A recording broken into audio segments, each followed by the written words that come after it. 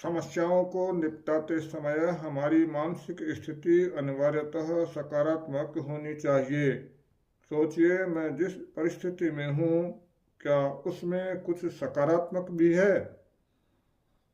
सकारात्मक होने का यह अर्थ नहीं है कि हम नकारात्मकता को नज़रअंदाज करें।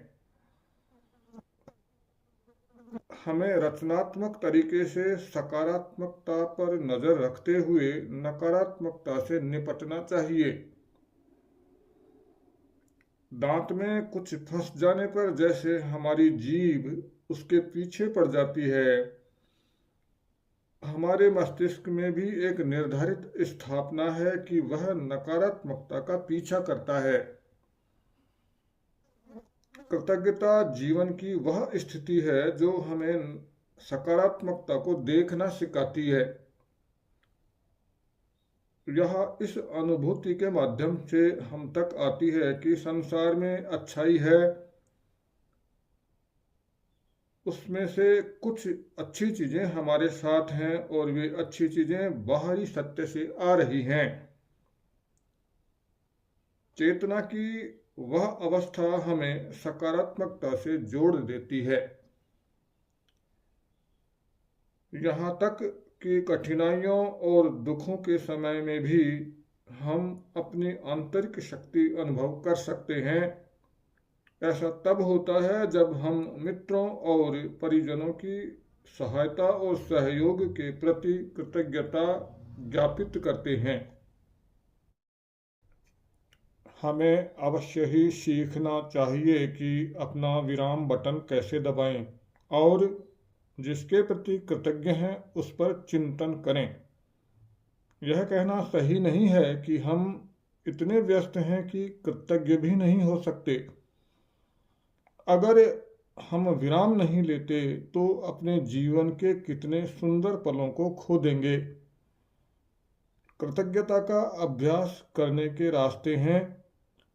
उस अच्छाई को पहचानें जो हमारे लिए की गई है और आपका शुक्रिया कहें।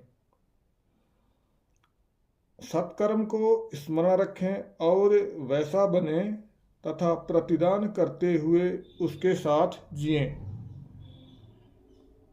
कृतज्ञता निरी भावना नहीं है, यह जीवन जीने का तरीका है जिसे सीखा जा सकता है और जिसका अभ्यास किया जा सकता है।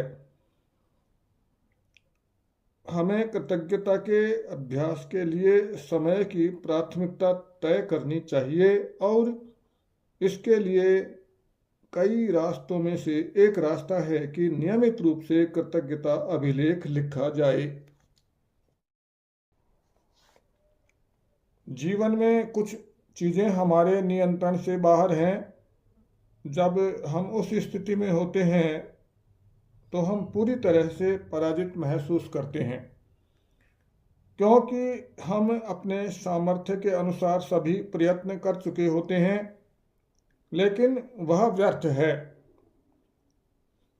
व्हाट्सएप के संस्थापक को ट्विटर और फेसबुक में आवेदन करने से नौकरी नहीं मिली। भविष्य में ऐसा होना उसके पक्ष में था। अतः किसी एक समय में हमें जो बुरा लगता है वह हमारे लिए सर्वश्रेष्ठ भी सिद्ध हो सकता है। सोचिए, क्या यह मेरे नियंत्रण में है? यदि हाँ, तो आप इस विषय में कुछ कर सकते हैं। यदि नहीं, तो आप इस विषय में कुछ नहीं कर सकते। अतः दोनों ही स्थितियों में चिंता क्यों? हम आध्यात्मिक अनुभव करने वाले मानवीय जीव नहीं हैं, बल्कि मानवीय अनुभव करने वाले आध्यात्मिक जीव हैं। हम यह शरीर नहीं हैं, हम शरीर से परे हैं। हमें संबंधों का क्रम समझने की आवश्यकता है। मूलभूत रूप से हमें अपने से बड़ी किसी शक्ति जैसे ईश्वर से जुड़ना चाहिए। ऐसा करना हमें दुनिया में खुशी और आनंद बांटने की शक्ति देता है। ईश्वर से जुड़ने के अनेक रास्ते हैं। हम अपना रास्ता स्वयं चुन सकते हैं जो आवश्यक है, क्योंकि हमें उस रास्ते पर दूर तक जाना होगा। हमें अपने शब्दों और क्रियाओं में संवेदनशील रहना चाहिए। संवेदनशील होने का अर्थ यह सोचना है कि हम जब कुछ कहते हैं या करते हैं तो दूसरे लोग उससे कैसा अनुभव करते हैं। संवेदनशील बनने का अभ्यास कैसे करें?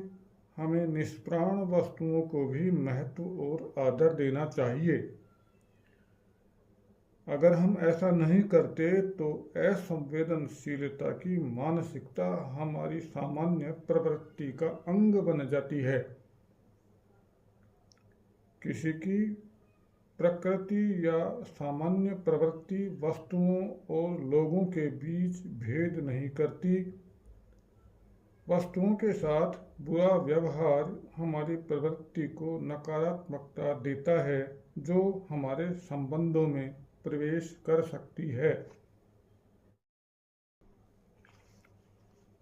लोगों में श्रेष्ठ को देखना कभी कभी चुनौतीपूर्ण हो सकता है, विशेषकर जब हम निरंतर उनकी निकटता में हों।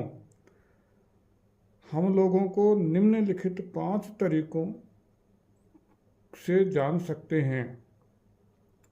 वे जो केवल बुरा देखें और उसे बढ़ा चढ़ा लें। वे जो अच्छा और बुरा दोनों देखें लेकिन अच्छे को नज़रअंदाज करें और बुरे पर केंद्रित हों। वे जो अच्छा और बुरा दोनों देखें और दोनों के प्रति तटस्थ रहें। वे जो अच्छा और बुरा दोनों देखें लेकिन अच्छे पर केंद्रित होना चुनें और बुरे को नज़रअंदाज करें। वे जो अच्छा देखें और उसे बढ़ा चढ़ा लें। आदर्श स्थिति चौथी अवस्था है, यानी वे जो अच्छा और बुरा दोनों देखें लेकिन अच्छे पर केंद्रित होना चुनें और बुरे को नज़रअंदाज करें, जिससे संबंध अच्छे होंगे। चौथी स्थिति में पहुंचने के लिए निरंतर कड़ी मेहनत और अभ्यास चाहिए।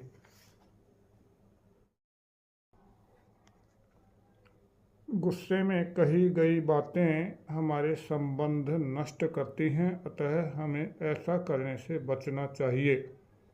अगर हमें सुधारात्मक प्रतिक्रिया देने की ज़रूरत पड़े तो हमें ऐसा करने से पहले प्रशंसा और विश्वास का निवेश करना चाहिए। सुधारात्मक प्रतिक्रिया एक कला है। इसके 4 सिद्धांत हैं। स्वयं से पूछिए, क्या सुधारात्मक प्रतिक्रिया देने के लिए मैं सही व्यक्ति हूँ? क्या मेरे पास सुधारात्मक प्रतिक्रिया देने के लिए सही प्रयोजन है? क्या मुझे सुधारात्मक प्रतिक्रिया देने का सही तरीका मालूम है? क्या इस कार्य के लिए यह सही समय है? इन 4 सिद्धांतों का सुचारू क्रियान्वयन समय लेता है, क्योंकि असंवेदनशील होकर सुधारात्मक प्रतिक्रिया देना बहुत सारे लोगों के लिए व्यसन जैसी बन गई है। क्षमाशीलता समझने की दृष्टि से एक गहन और प्रायः अस्पष्ट सिद्धांत है। क्षमाशीलता के जिन सिद्धांतों से हमें परिचित होना चाहिए वे इस प्रकार हैं। परिस्थिति के आगे बढ़िए। आप अगर किसी के शब्दों से आहत हुए हैं तो यह समझने का प्रयास कीजिए कि उसने वे शब्द क्यों बोले। जब लोग हमारे साथ कठोरता पूर्वक व्यवहार करते हैं तो अधिकांश समय वे भी परेशान हो रहे होते हैं। यह समानुभूति है। घटना को व्यक्ति से अलग कीजिए। यह कहकर कि मैं गलत हूँ या गुस्से में तुम गलत हो, अपराध की भावना से ग्रस्त होने के बजाय हमें मैं और तुम को बीच में निकालकर गलत के साथ निपटना चाहिए।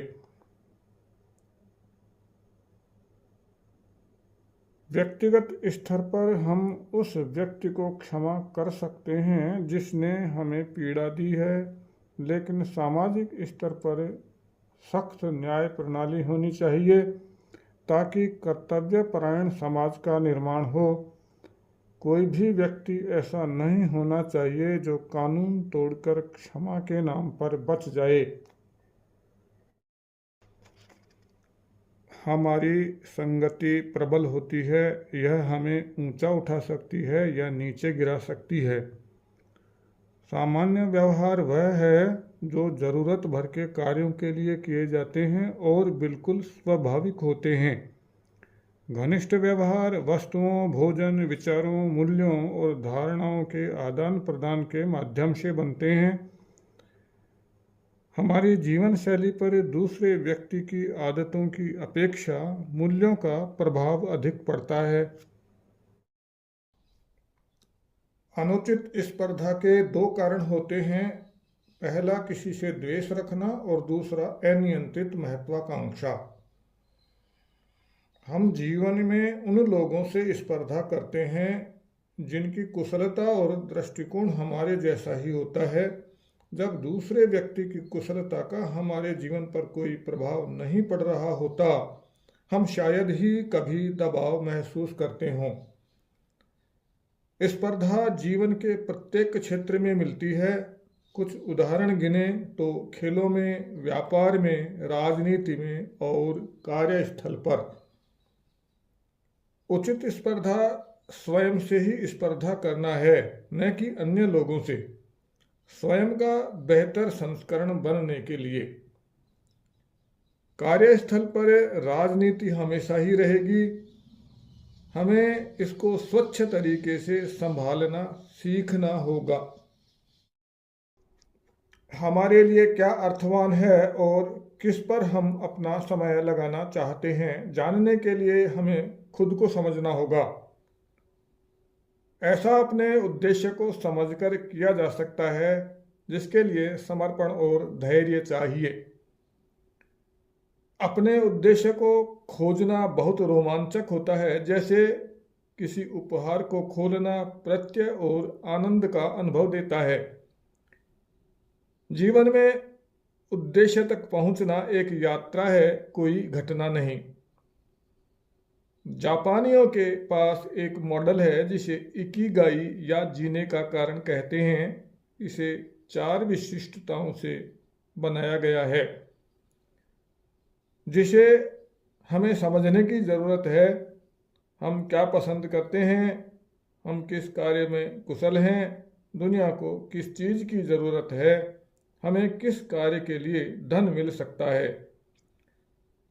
अगर हम उम्र में बड़े हो चुके हैं और हमने अब तक जीवन में अपने उद्देश्य का आकलन नहीं किया है, तो हम इस सिद्धांत का अनुसरण कर सकते हैं कि जो करना पड़ रहा है उसे पसंद करो और वह भी करो जो करना पसंद है। हम जब आध्यात्मिक मस्तिष्क वाले दुनिया में सफल व्यक्ति की बात करते हैं तो अनेक भ्रांतियों का सामना करना पड़ता है। पहली यह कि आध्यात्म हमारी महत्वाकांक्षाओं और उपार्जन के उत्साह को मार डालता है।